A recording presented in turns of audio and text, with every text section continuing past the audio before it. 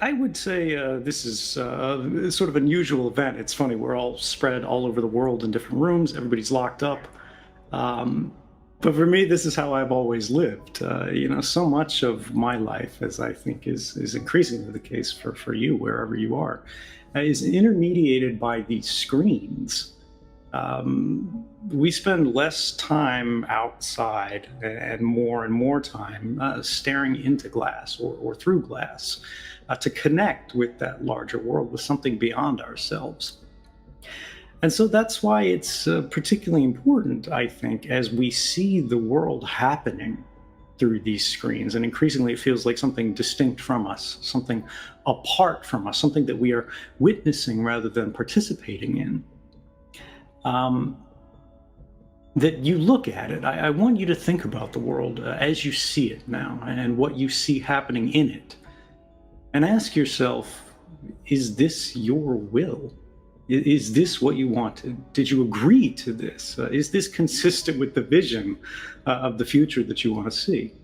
Um, it's interesting to me that we seem to be living in this moment that feels much closer to what I think is the standard of history rather than our ideal of modernity.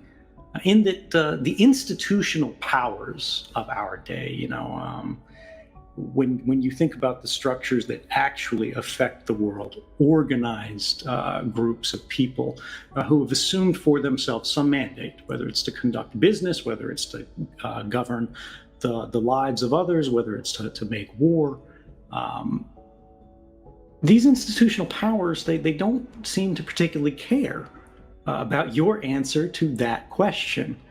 Is this what you wanted? Is this okay? Did you agree to it? And I think when we look at those institutions and their responses to that question, or rather ask for their feelings about our answer to that question, it's informative because legislators would say that it doesn't matter. They control the law. Police would say that you don't have a choice as to whether or not you agree to this. Because they have the gun, they have the baton. And Facebook would say, click OK to continue. And if you don't, you can't do anything because they control the policy. And through the policy, they control the platform. And through the platform, they control the public. They control all of us and aggregate our lives, or at least exercise some great level of influence over it by gating us off, separating us from the things that we need to do to connect and engage in just what is considered today a normal life. And so there is this presumption amongst all of them that merely by existing, merely by, click OK to continue, merely by continuing, they say that you agreed to this. But I don't think that you did, and I bet you don't think so either. The reality is these institutions, all of them, they pretend that we consent to their actions. They pretend that we agree because of where we were born, or where we have no choice but to live, or lead a life to which we have no alternative because of economic insecurity or political barriers or barriers to movement. And I think it can be something as simple as, you opened a website, you turned on your phone. All of these things today have consequences, which we are not informed about, even if you read the 600 pages of legalese, because one of the very first terms in these terms of use that are applied to our lives is that these terms can change at any time. A statement that's as true for government as it is for corporations. And it's time that we recognize these are forced choices. If we don't have an alternative but to click OK, if there's no other option but to say no thanks, I would rather have my privacy, no thanks, but I would rather not have you collect this data, no thanks, but I would rather not have you apply violence to minorities, to people who are unlike me, or even to people who are like me. I would like to be treated fairly. I would like to see a more equitable world. I would like to see a better world, and I would like to make that happen. I would like to see politicians who are reasonable rather than extremist. I would like to see police that are worried about public safety rather than state security. And I think the fact that so many of our interactions in modern life, so many of the activities that we have to engage in are intermediated as our lives are by this glass. They are separated from us by this gate of a forced choice. We need to recognize that that is not consent, and the law needs to recognize that that is not consent. The companies need to recognize that is not consent, and the only way that that happens is if we recognize that that is not consent, not in any way that really matters. And I think that is what's happening today. I think that's what we see around the world. I think that's, for a large part, what is responsible for the rising tide of anger that we feel in so many ways. People don't feel a sense of agency. They recognize that things in the world are not going in the right direction, but, and they don't agree with it. And they do care about it, despite what people say to the contrary. But they don't feel that they have the ability to change it. And that's what we're talking about when we're talking about consent. We need to realize that that lack of consent matters. We need to realize that we matter.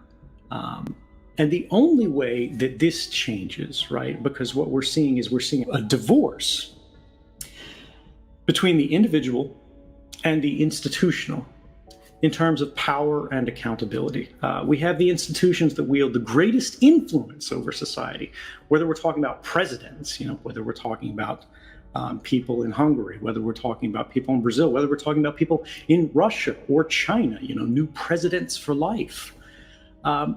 We need to recognize that there seems to be nothing they can do that results in them facing a serious consequence, whereas the smallest infractions of our lives, that can even be civil rather than criminal, are instantly crystallized and memorialized at the moment of mistake and captured into a permanent record that's held and controlled by these groups, again, whether they are commercial or whether they are governmental.